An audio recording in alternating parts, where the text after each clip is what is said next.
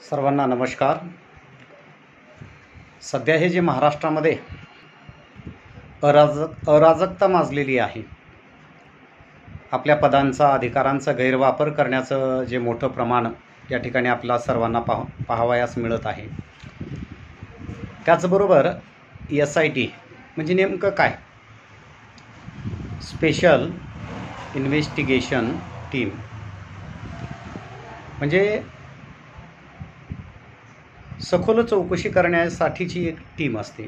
ती SIT नेमकं कुणाच्या विरोधामध्ये किंवा कशासाठी नेमकं स्थापन करायला पाहिजे। जे लोकप्रतिनिधी असतात त्यांनी जर अफाट संपत्ती जमा केलेली असेल तर त्याच्यासाठी SIT असते।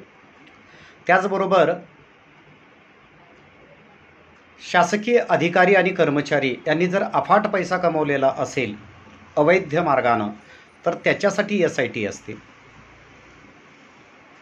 त्याचबरोबर जर कुणी देशद्रोहाचा गुन्हा जर केलेला असेल किंवा कृत्य केलेलं असेल तर त्याच्यासाठी SITची